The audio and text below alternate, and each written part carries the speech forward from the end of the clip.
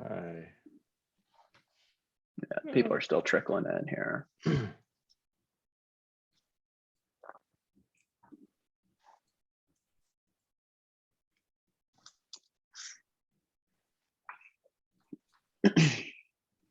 right. I think we probably should be getting ready to get going here.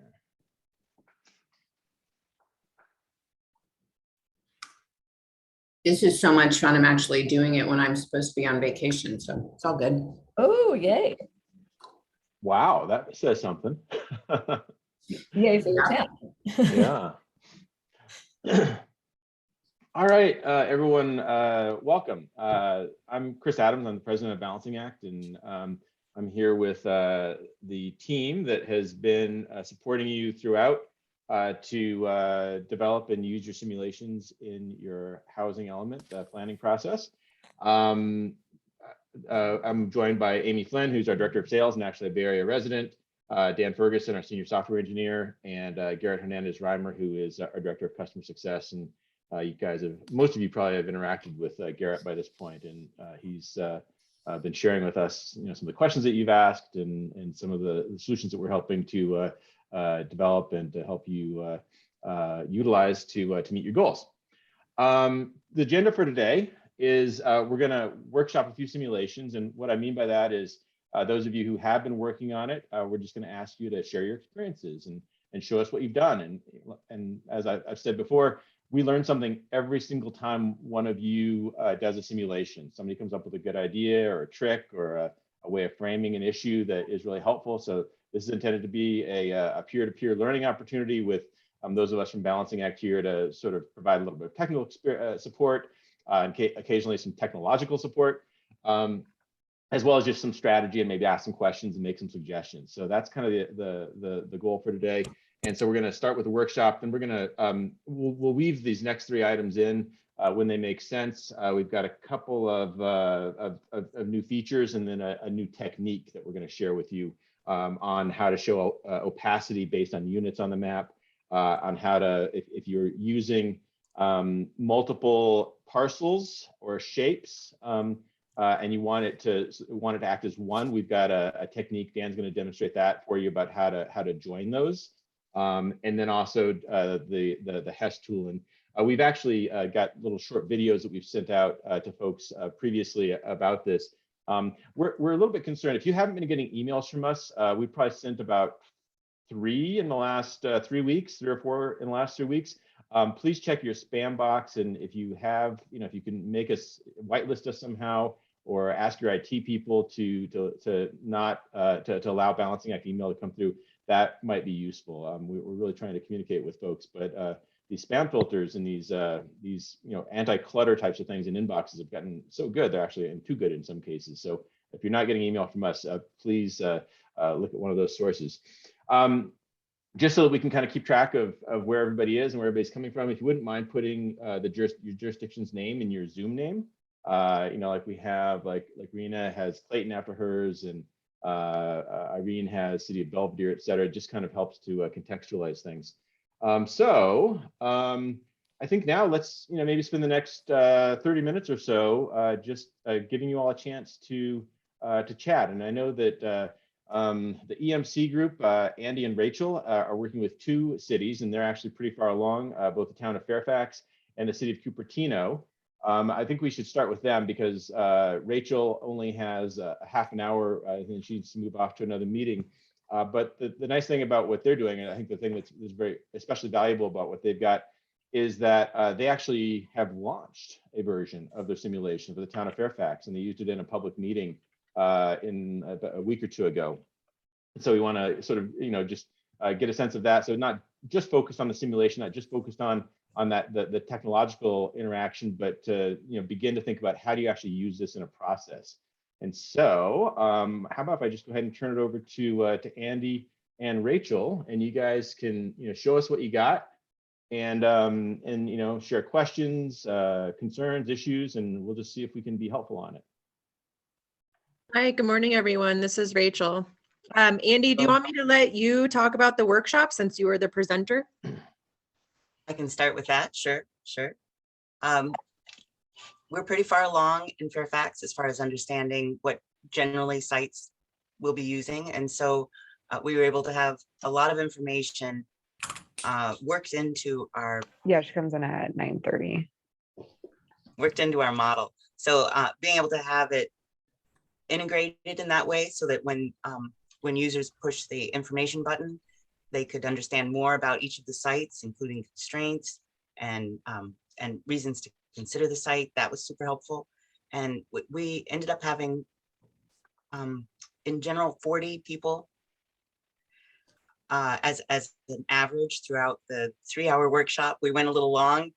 Well, we called it a 4-hour workshop because it was our first, and we wanted to make sure there was time for every single question to get answered. And that was really the most beneficial part of the workshop, is having the open question answered after having gone through all of the mapping exercise and making sure that that we also read through all of the constraints and rationales for each of the sites. So we got a lot of feedback out of the 40 people participating, and then also leaving it open. We have at least 39 unique submissions through the Balancing Act, and we had some wonderful surprises. There were some sites that we thought were maybe off limits. That was some of the advice we were getting from decision makers as far as past understanding for those sites. And I think that because this is an anonymous opportunity for people to let us know what they really think, we discovered that it actually ended up being the most popular site, with numbers that were much higher than anyone would have anticipated. So we'll be bringing that to the Planning Commission. I'm sure there will be a lot of surprise around that, and so that next discussion might be a little difficult. And who knows, when we go to publish that, we might get a backlash. There might be a lot of folks who jump on and decide that they want to let us know about the opposite direction for that, and we welcome that. This is the time to do it, not at the 11th hour at the council meeting. So we're really excited to have this tool for this exercise. And I also want to mention that working together with the website, Rachel did a fantastic job of integrating all of these sites into our website as well. So if you'd like, I could share my screen just briefly about an output.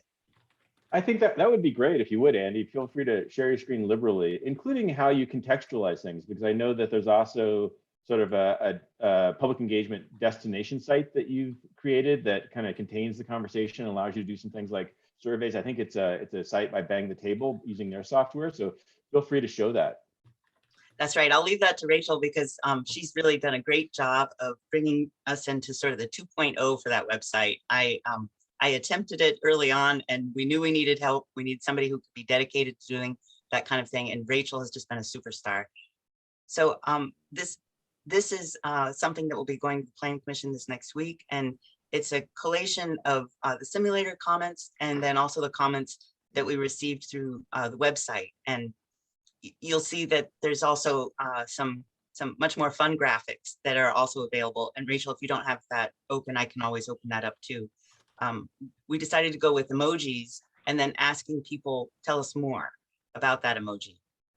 So we do have an output that includes that emoji, but you can see that we've gotten numerous comments, and I've done just a quick synopsis of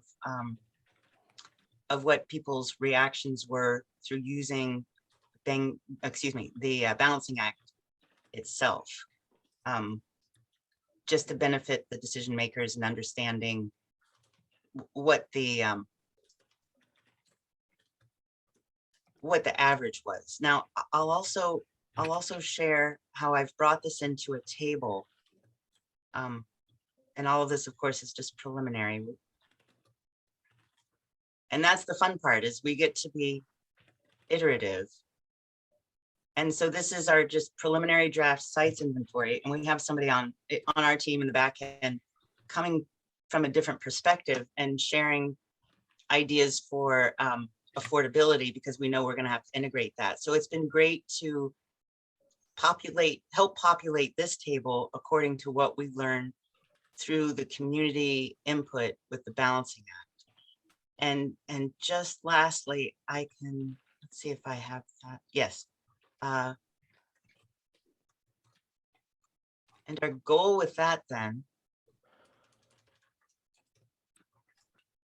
we hope that that staff finds that this would be beneficial for the decision makers to understand sort of the popularity of each site as a snapshot. And we do try to make that very clear that we've had the workshop and the tool's been open for 2 weeks. And like I said, this could make the pendulum swing the other direction. We're open to that. We want everybody to feel like they've had the opportunity to share their opinion, whether that's a reactive opinion or a proactive opinion, that's fine.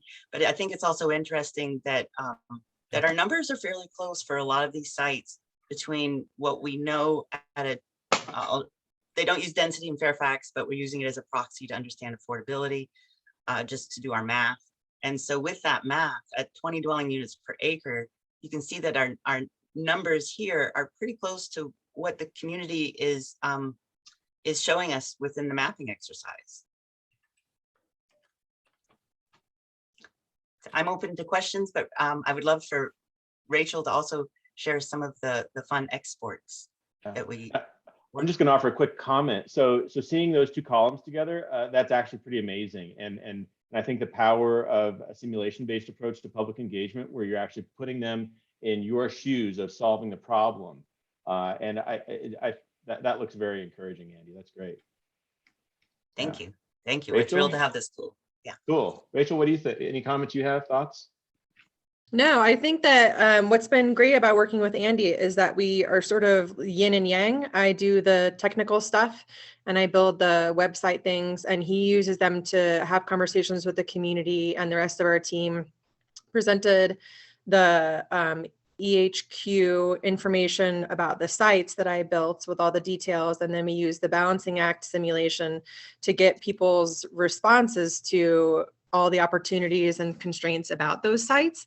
And so it's kind of nice to be able to work hand in hand as a team with the technical stuff and then back to the community engagement. And I really thank your team for being supportive, because the Fairfax build into the simulator was quite a bear. When I got the original GeoJSON file, there were 127 addresses or parcels for the 16 sites that we had identified within the community. So there was a lot of sorting and a lot of organizing and a lot of building and a lot of teasing things apart. And so the HES tool was incredibly helpful for building the simulation out in a way that made sense.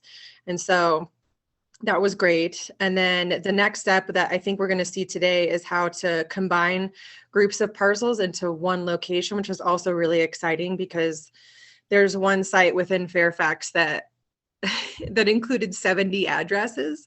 And so that kind of map would be very onerous for me to build, and also for the community to understand. So I'm excited about the upgrades and enhancements you all have made to make building the tool more seamless, and also presenting it to the community in a way that's more digestible. So that's exciting. The other thing I will mention, and I put it in the chat, the URL for Fairfax is fairfaxspeaks.com. That's the Bang the Table site. And you'll see, if you scroll down to the second or third section there, that there are 4 tiles that look sort of duplicative, but the one on the left is the site's inventory. The one right next to it is a link to the simulator for exactly those same sites. And then next to that is the same links to Spanish versions of the same thing. So so we basically had translated all the site's inventory details. And then next to that was, thank you, Andy, presented the simulator tool in both of the related languages. So we've gotten, I think, 40 something submissions of the English simulation. And then yesterday I looked at it and there was one for the Spanish simulation. So that's exciting too. And you can see there too, we built in, like Andy was telling you, information about the sites that actually links back to the Bang the Table site, where all the details and additional maps and more context can be seen. We'll also be holding a dual language in-person workshop at the library on December 20th. So we're hoping to have even more participation, especially our Spanish. Right. Wow. That's terrific. And I plopped in the URL for Cupertino as well that kind of shows the context of things. I loved watching the knowledge game. That was really cool.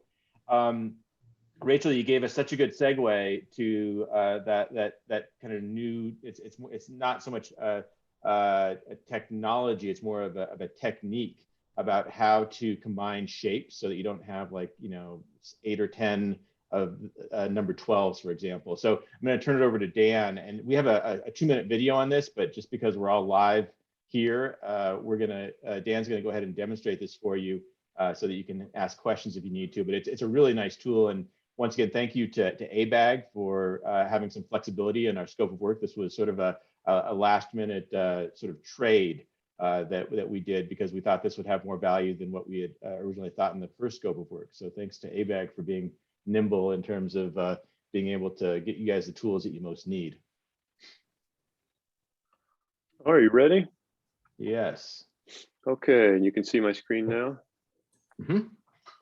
All right, so I just made a copy of one of Fairfax's simulations. You can see that 12 has several sites, so we will combine that one.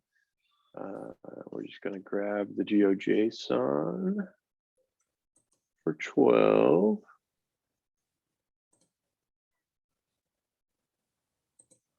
So while Dan's doing that, this is presuming that you've been following along and participating in the workshops and so forth. If you have questions that sort of go back further to even know why Dan's doing this and where he's grabbing this from, let us know after the fact, and we can direct you in the right place to get some answers. So what I've done here is copied the JSON out into a plain text file. And let me know if you don't have a plain text editor. You won't want to try this with Word or anything. You want to use something that's made just to handle text. I'm saving it as a JSON file. So now I've got that set of shapes for 12 is saved as a JSON file. I'm gonna go to mapshaper.org. Oops, let's reload since I've already done this. Okay, so I'm just gonna upload that file I just created.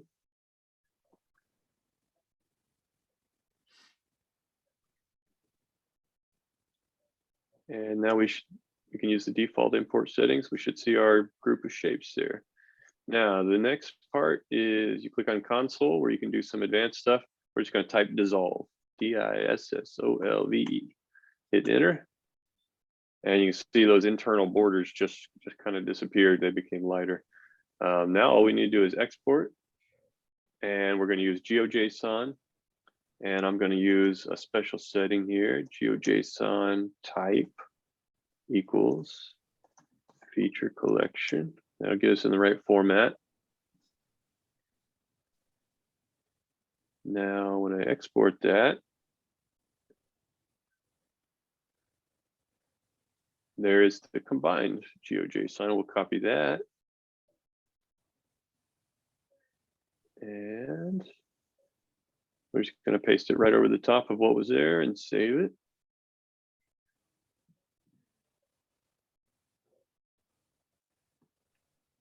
Okay, now let's see. Now this is what it looks like. Can you zoom in a little bit on that, Dan? Yeah, I'm Cool. I'm working on that. I think with Zoom running, my computer's kind of overtaxed. Okay. So you can see that collection of shapes is now 3 shapes. So it's dissolved all the internal borders, and yeah, it cleans it up quite a bit. And the labels are a lot easier to read. And so Dan, if you were to go down to number 12 and interact with that to add units or add density there, they would all 3 move in unison, right? They would all darken? Yes, let's just confirm that. Yep, there you go. Yeah. So this was an issue. So when we really got the nice HES integration at the parcel level, that was great. But in some cases, what that meant was that you had a lot of disjointed, disconnected geometries. And what this allows you to do is to join them so that you don't like that one where it's all sort of just repeating 12, 12, 12, 12, 12. So it just makes it a lot cleaner and a little bit easier to communicate with residents on. So thank you. That was a feature request from Rachel and Andy, but we've already had a number of you who have begun to take advantage of it. So that's a really nice feature. So thanks, Dan. Mm-hmm. All right. Anything else, Rachel and Andy?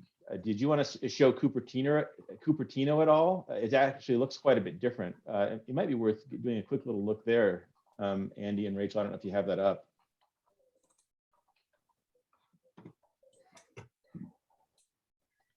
I'll let And you. before, I'm happy to share it, Rachel. Great.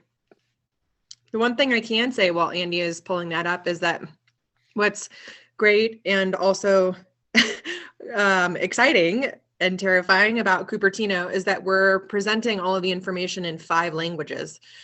So English, Spanish, Vietnamese, Simplified Chinese, and Spanish.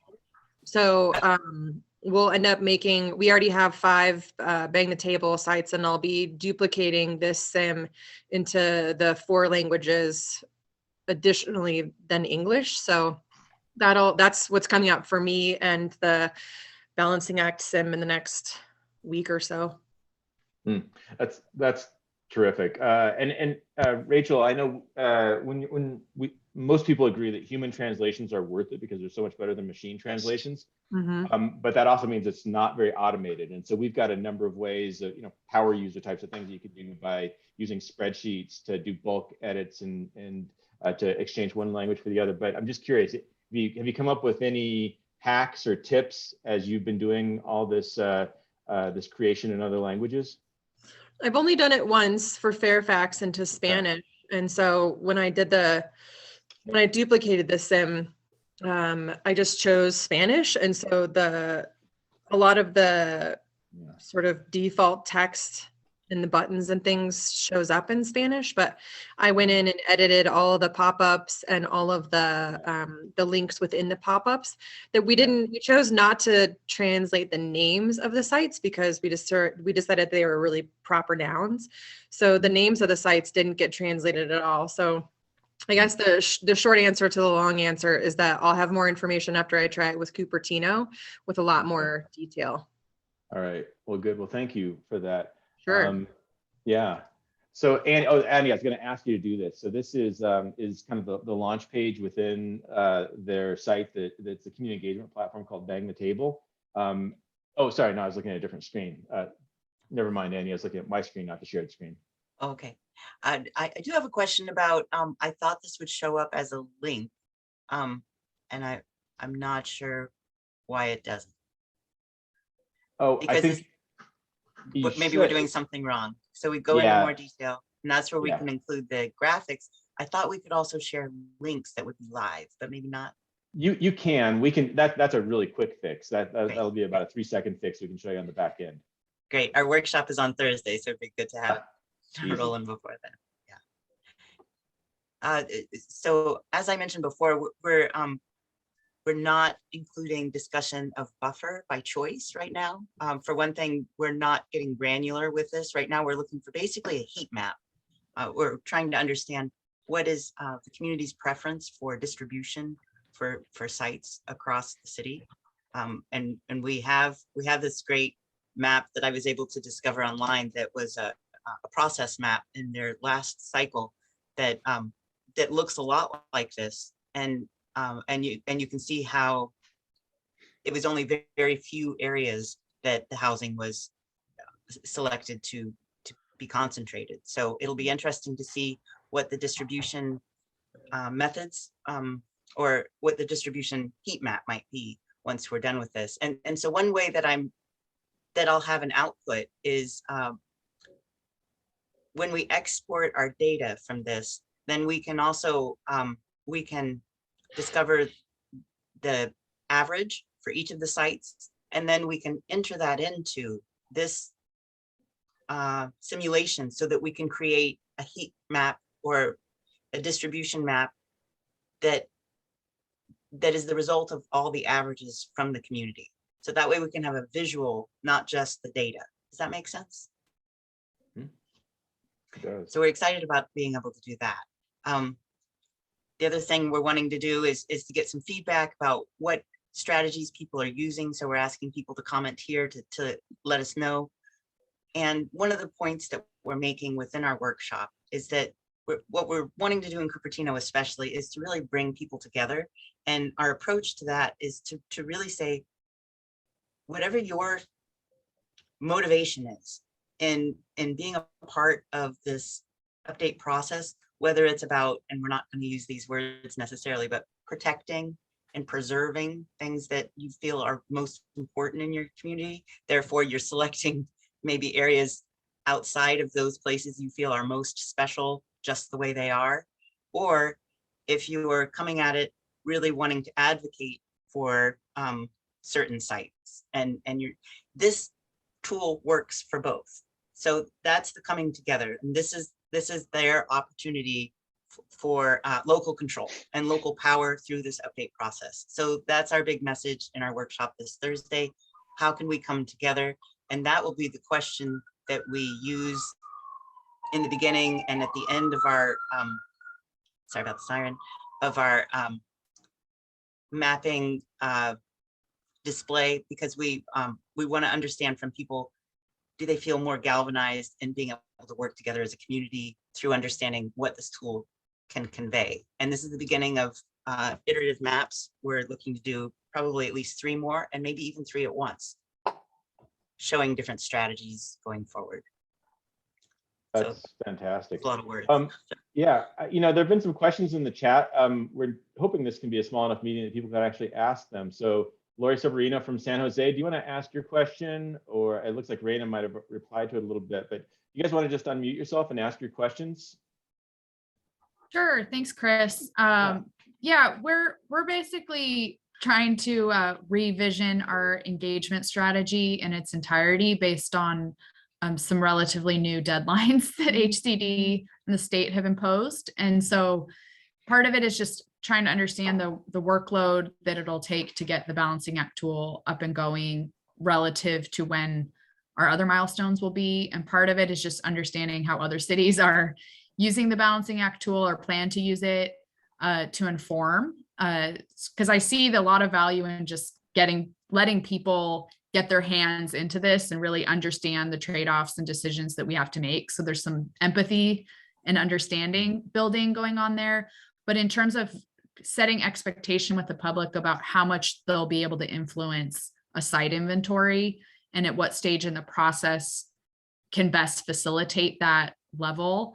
And the other concern I have with San Jose just being ginormous is that there's going to be so many sites, and that trying to think, maybe my hope is that I can work with our team to really identify where is the wiggle room and how do we cater the Balancing Act tool to really focus in on that, rather than having everyone look at our city of 1 million plus and all the different potential sites, because that could get very overwhelming for us and for the member of the public. So there's a lot of kind of venting or questioning in there, but I just was hoping to kind of understand from other cities how they're using the tool to maybe help us zero in on our strategy. And Lori, it's still kind of early days, but I'm hoping that some of your peers will have some thoughts on this. I've got a couple, but what my contribution to that would be that next Wednesday, we're going to announce this later in the session. We're sponsoring a special session for you all that's going to include Christopher Jordan from Elk Grove. He was really the first one to see the housing use of Balancing Act, and he's going to talk about the whole process. In Elk Grove, about 200,000 people, not nearly as big as San Jose, but there's some practical ideas there about how you move things through the process. But they're really going to be talking about that quite a bit. And then City of Lafayette, I don't think Lafayette's on, but Lafayette, I think they're planning on using Balancing Act in a couple of different stages. So the first one is they're looking at areas, like what areas should we target for density? And then I think after that, they're going to do something more like what Fairfax is doing, where you're actually looking at parcels. So for a place as big as San Jose, there's probably some new thinking that might need to be done. Maybe you do areas, or maybe first you look at where you want to, what areas you want to increase the density, and then maybe you do something a little bit more specific for the parcels. I don't really know. We'd be glad to think through that. but maybe I'll just, you've got a great brain trust of people on this call. Maybe I'll just throw it open to your colleagues for thoughts on how they're thinking about this. I can weigh in with a piece of advice early on. Yeah. So Lori, one thing that's really important to know is when you're building from the back end, you've got to have at least 200% of the RENA available for people to say yes or no to.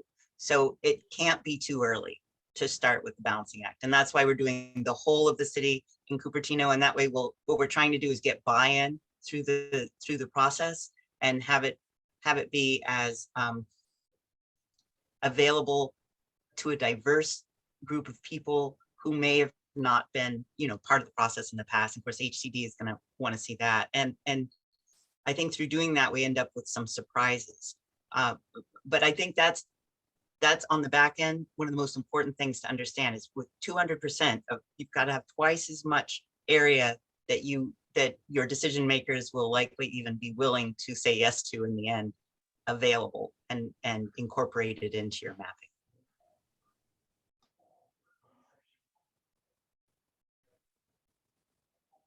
Anybody else have any thoughts?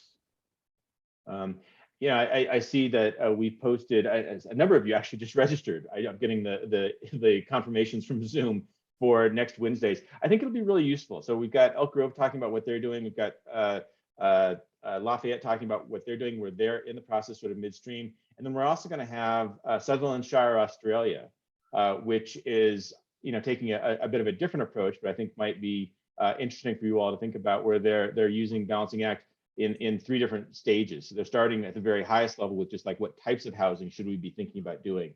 So I don't anticipate there's a perfect answer to your question, Lori, but I think that there are certainly some things you can do to help ensure that process is focused and as productive as possible. Anybody else? I think Ben in Concord had a question that kind of related to this. Ben, did you want to jump in? Yeah, I was just curious about Andy's comment about importing data back into Balancing Act and to sort of show a heat map. I was wondering what that was and how to do that. Sure. Yeah, it's sort of a hack as far as like, we knew we wanted to have a graphic in the end as an export or as something to share with everybody, so that we launch from that to next steps. So really you just enter back into your mapping program while it's still live. And then you do the plus sign, until you get to that average number. So the first step would be to export the data from the Balancing Act, and then you have it in Excel, and then you just discover what your average is for each of the site, and then you enter that as though you are a single user. But the graphic effect will because Dan's done a great job of enabling those different tones, then you end up with something that visually expresses what the will of the community is through their voting. Mm-hmm. Got it. Thank you. Yeah, so you can bring those in. It's called the more detail section. It's like the highest level of context, or like maybe the most specific level of context in Balancing Act is called more details, and it's a rich text editor. So you can put in almost anything there. You can put in pictures, videos, graphics. You can even put in live updating visualizations. So that shouldn't be too much of a technological challenge. I think it's more feeling comfortable about the information that you have and presenting it to folks. So, all right, well, this is great. So once again, feel free, this is meant to be a user group, so feel free to ask questions either in chat or directly. But let's, a number of you have offered to sort of, have your SIMD workshop. Let's move to Brisbane right now. It's been fun watching that city bring theirs together. And I think there's at least 1 or 2 of you who've offered to kind of walk people through what you're doing. And it's also going to give us a good opportunity to have Dan explain the other new feature that we've got, or one of the other new features that we've been creating. So who do we have from Brisbane? Jeremiah Robbins. I'm here with the City of Brisbane. Great. Good. So Jeremiah, do you want to just go ahead? I think we'll make it so you can share your screen. Sure. And by the way, really like what you're doing. It's really cool. Oh, sorry. Would you mind just even refreshing so that people can see that fun little graphic that you made? Okay. I mean, the whole thing. I mean, and part, this is a workshop, so we're just sort of commenting on almost everything. I mean, you have that, you sort of make it fun and inviting, and you tell people in bold, type, why you're doing this, and then you give a little more explanation and so forth. So I think that's all part of the package.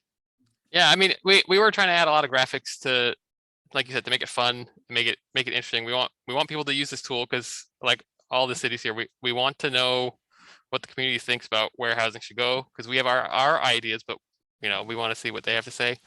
Mhm. I guess I did borrow from your logo, but I mean, because that's what we're trying to do. We're trying to balance. We got a little bit of alliteration with Balance Brisbane, but really just introduce. We're doing a housing element update, and we want the simulation tool to kind of help out.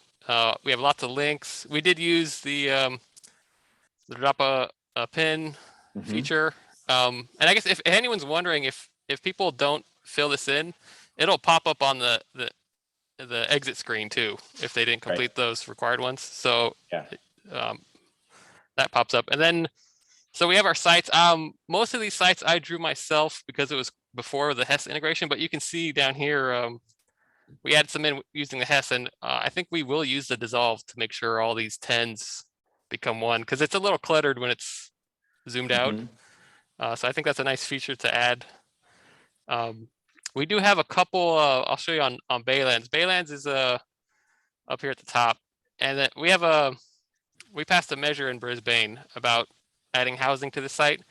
So there's really only 3 choices: is no housing because they don't think the specific plans can be passed in time for this cycle, or the minimum, which is 1,800, or the maximum. So we put in some questions. Which do you think it is? And then we love that, the color tone changes. For all of our housing sites, we started with 0 because we really want people to pick where to go. So it's great that now that you can see what goes where on the map as well. But we did put in what we think is kind of the realistic number based on kind of the location of the site, or if there's other constraints. Like this site here, for example, is in the habitat conservation plan, so not all of it could be developed, but we did include higher limits to these, because we still think if you want to go higher, go ahead and do that. My understanding is you do need a cap in order to get the change for the tone, right? Mhm. Right. So like if you left it at no cap, it would never change colors. But so that's why we put a cap, but we put a cap that was around 120 dwelling units per acre, which is pretty dense for Brisbane. So we picked something we thought was pretty high. And if they hit that number, then the message says, leave a comment if you think it should be even more than that. But yeah, I mean, we did a lot with just adding in links. There you go, Andy. Like we have our links that are live. We added photos just to kind of highlight the site, or link to, like we have this park site as an overlay zone. So we link to the park site precise plan and just kind of highlight what particular zone is there. And we did, we liked, I forget who did it. Was it maybe Lafayette or they have with the housing density kind of examples, just to show you how many units, what kind of development envelope you're going to see. Nice. Yeah. But we do like the changing colors. I did have a question because we had some testers, and they noticed on the help screen, there's some that still references kind of a budget as opposed to housing. Oh. Is this something we can change, or? We'll change that. Okay, yeah, I figured it's kind of back end for you guys, but occasionally we tried to catch every place that it references a financial budget, but that one slipped through. So thanks for catching that. Yeah. But yeah, our testers seem to like the map. I mean, how it's presented. They did have some comments that were built in, like they wanted to jump around to the sites, but it's just a matter of pointing that there. And I think that's shown in the help as well, if they were to click on that. But yeah, this actually went together pretty easily. So I think it's a great tool. And I think for San Jose, you were concerned about kind of the daunting task of building this. While you're a big city, it's relatively easy to do this, especially if you can import your GeoJSON files as opposed to having to draw all of them. Exactly. I love it. Brisbane is reassuring San Jose. I love it. And we're looking to go live this week, maybe today or tomorrow, but we want to go live soon. Oh, that's great. And just in terms of going live, Leah, I don't want to put you on the spot, but Leah Zippert from ABAG, I think that in other of the support work that ABAG's providing, there's some communication support. And Leah, I don't know if you'd just like to say that might be a just in time comment for you to make about communication support you guys are offering. Yeah, so we're producing a series of products surrounding communications outreach. It's not totally defined around this product. We're working on a communications guide for electeds, referencing kind of messaging and communications around how to talk about housing to the public. And we're doing some research around AFFH and discussing those messages with the public. So those are things that we're looking to roll out. They probably will be ready in February. And in addition, we have some template documents, and not quite applicable to this, but there's some things on our website, which we will be updating. And we send out regular emails. If you're not on our list, you should either email me or go ahead and go to our website and add yourself to our mailing list. And I'll put the link to this ABAG site in the chat. Thanks. No, that's great. And I'll just say, our two major, what we've seen gets people to the simulation the most, at least when we're doing a financial budget, is if your elected officials publicly say that they want people's input, and social media is a really good way to get that. And then if you have any kind of local publications or media, they often see this as something that they're willing to promote, because it's really encouraging sort of informed public engagement. So hopefully that'll work. I want to turn it over to Dan, and while he's coming online, I also just want to note another thing that you did, Jeremiah, that I think is really cool, that you mixed and matched different types of interactions. So when you had that I think, what was it, Major JJ or whatever that was, you had that as a scenario question that has different impacts, but then you also use the plus minus where things might be a little bit more gradated. So once again, I really like what you guys are doing, and I think you're doing, your residents and this housing process some really good service by making this tool for folks. Now Dan's going to show you how to it's similar, so it may not seem different because it's so similar, but just to go over with you how you can connect an interaction on the simulation with the gradation of the color based on the number of units you've chosen, as opposed to increasing density dwelling units per acre, which I think is sort of an obtuse concept to a lot of non-planners. So Dan, turn it over to you. Okay, well, I was prepared to demo the Hess tool, so I'm going to do that. So I have a shape. It'll Sounds be fine. good. Wait a second, where'd he go? Yeah, I think I can kind of show that. I'm feature sorry. if you'd like. Yeah, sorry, I got that confused. My apologies, guys. Yeah, you go. I guess I'm not ready for this. I got it. Perfect. So let me jump into sharing my screen here.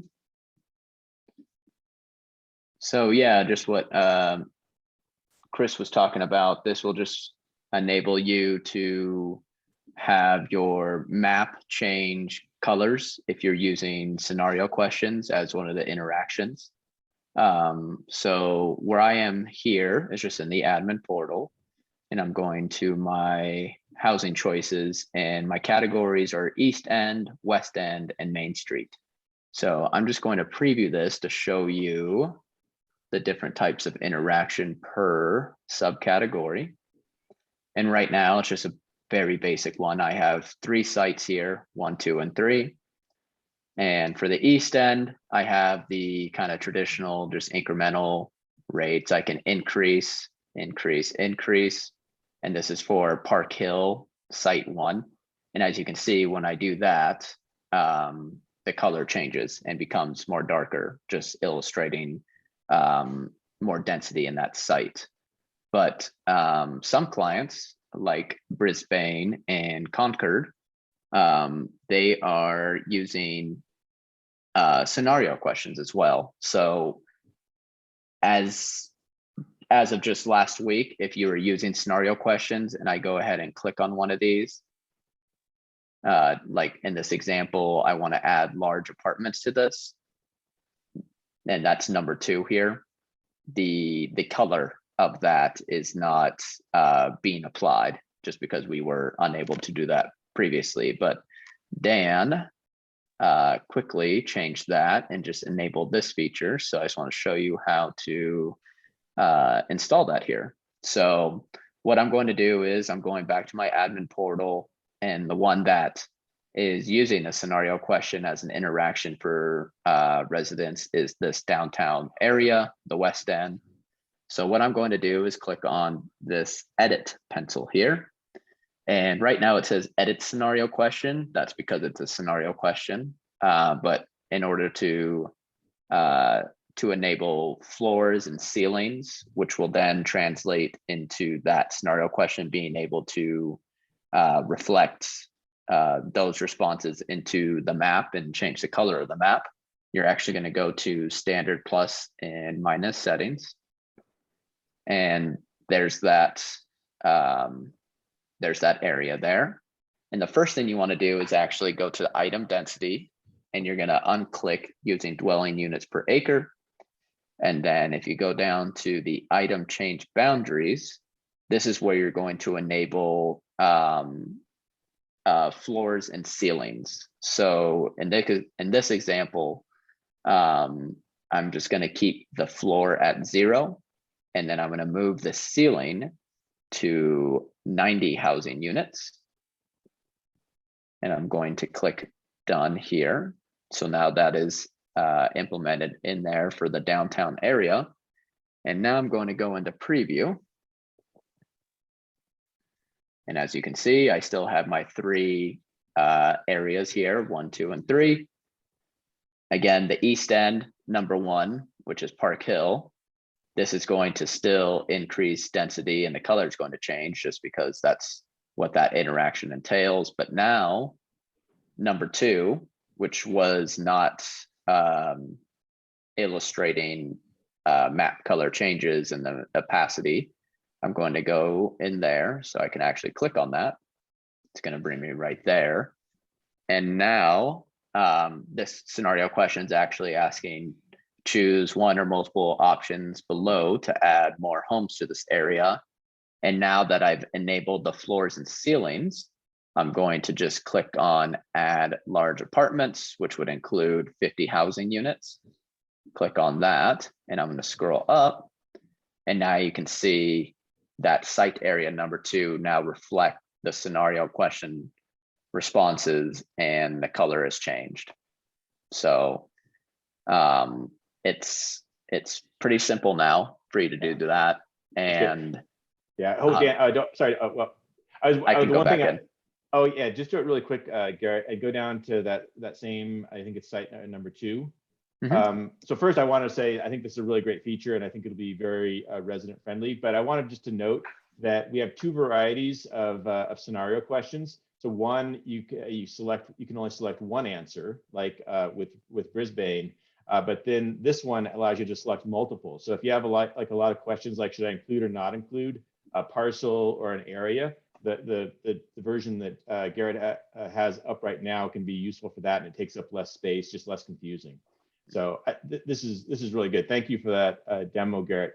Let's now go. We have about 10 minutes left, so I want to go to Dan so that Dan can actually demonstrate in real time how the Hess integration works, and we're going to use I think Clayton as the example for that.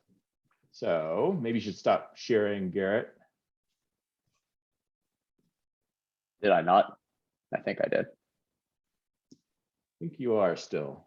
Yeah, it won't let me take over yet. Let's see. There. Okay, thank you. All right.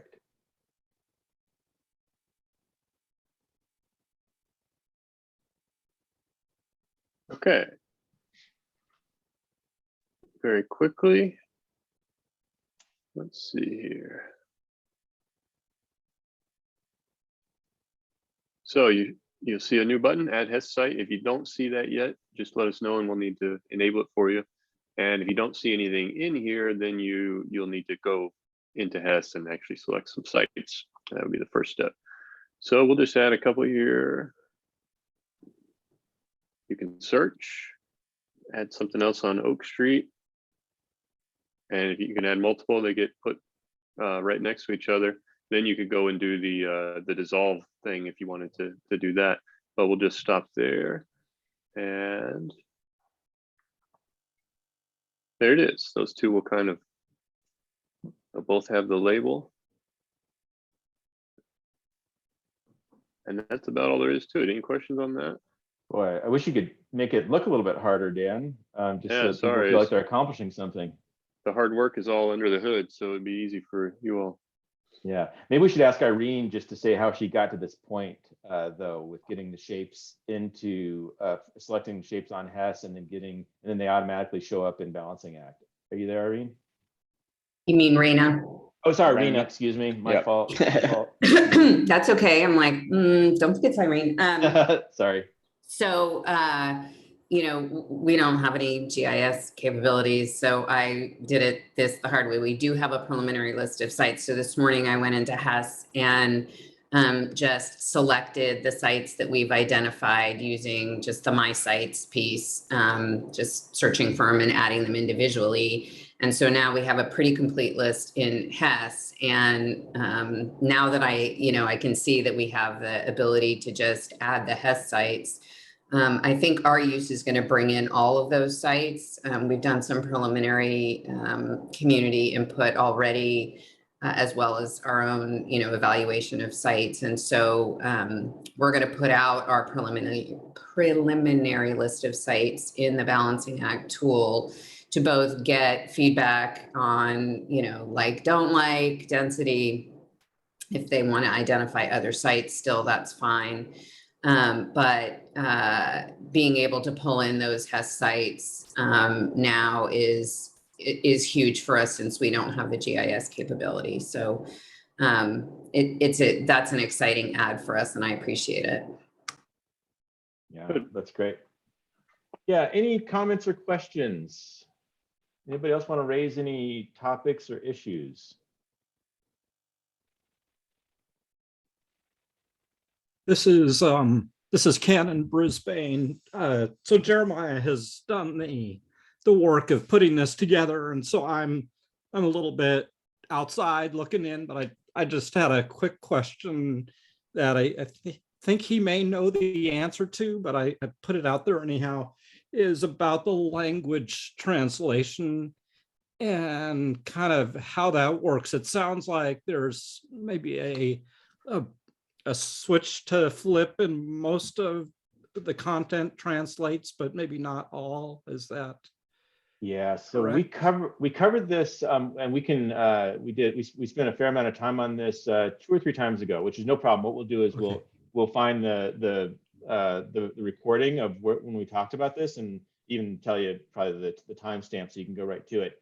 But what the translations that are automatic are the fixed pieces of the simulation, like where it says housing units or something like that. So there's about 400 fixed pieces of text in the simulation. We've human translated all of those, and you can just go into the simulation and select what you want. Now, when there's specific stuff to you, that it's really your specific content, that has to be translated by a human, and then we've got some tricks to sort of import that and export that to make the process faster. But if we're using human translation, which is just much better, it's a bit of a slow process. Right. Okay. We might follow up with you on that. Yeah, and I just wanted to let you all know that, ABAG, we have allocated a limited amount of funding for you all and access to our translation and interpretation bench. So if you all need help with getting things such as this translated, we can offer that to you. So again, I'll put my email in here, and then we can get you access to we have a form, of course, but we'll get you access to that. Perfect. Thank you. And Ken, if you actually just reach out to me via email just right after this call, I can kind of timestamp and send you over the YouTube video when we talked about it. Okay, Yeah, awesome. Thank you all. good. Anything else? Any announcements about when people are, about when people are planning on going forward? And Ben, I know that from Concord, did you want to show off yours quickly? If you, I feel like we've seen a lot, but if you would like, I can. Yeah, it's no problem. Yeah, maybe just to give a quick peek. I think yours actually looks visually very cool. Yeah, one sec. And what Concord has done is they enabled that that scenario question reflecting map color changes as well. So I think it's a good example to show that. Are you able to see my screen? Yes. Okay, great. Yeah, so this is, I wrote a little intro text to get people acclimated, turned on, are you a resident? Wanted to make it, well, I turned it off now, but we're going to make it a, sort of a permanent required question along with a few other demographic questions. Also, I should say this is still very rough. I've been mainly trying to use the tool up till now to figure out the capabilities of the tool. So first off, I added in a map with all of the sub areas for our last housing element. So this map might change. We haven't done our sites inventory yet, but that will, but once we do, I'm not sure, we're probably gonna have too many sites in order to do like individual parcels. So we're gonna have to probably keep it to sort of a more macro map like this. I think San Jose was sort of had the same issue. And this is how we've, at least initially, how we've have been thinking about it. And then move down here to the different areas of the city. And yeah, so like it was mentioned, we decided to go, at least initially, with the scenario approach. And to be honest, the reason why I wanted to do it was because I wanted to sort of convey density in a way that wasn't using numbers. I think it's easier for people to potentially understand density based on housing typologies and not necessarily by dwelling units per acre, especially because we have so many sites. And these numbers are, they're sort of arbitrary, they're more placeholders at this point. But and these categories might change. I'm not married to them. Still need to iterate this a little bit. But as was just demonstrated, if you click into these, and I did the same categories for each one, as you add them, the map changes and gets darker.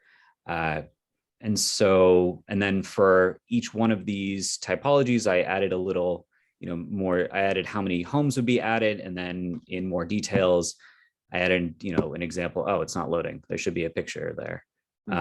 But yeah, it just added an image of what that could potentially look like. And I'm also going to add images at the bottom too, similar to Lafayette and another, whoever shared earlier.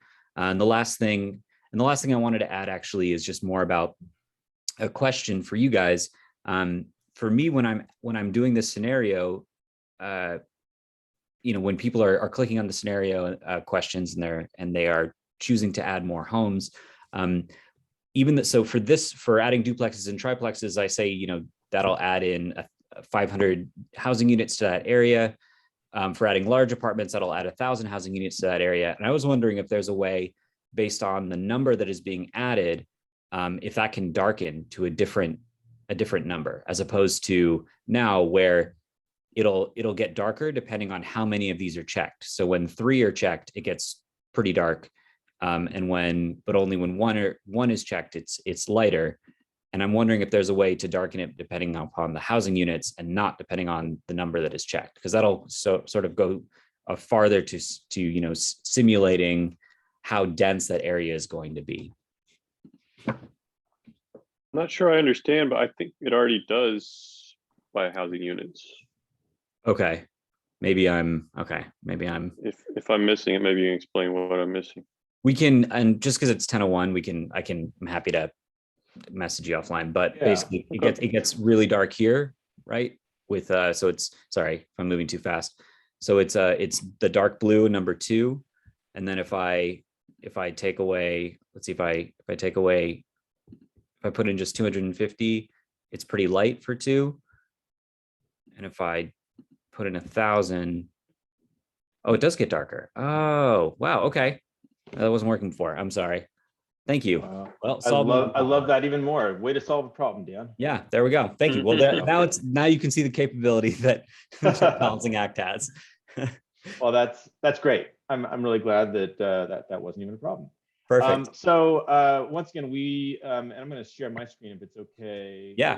Hey, Ben, really good work. I think that's really cool the way that you've thought about putting housing types in areas. I think once again, I mean, we learn every time somebody goes through this, we learn something, and that's sort of a new contribution.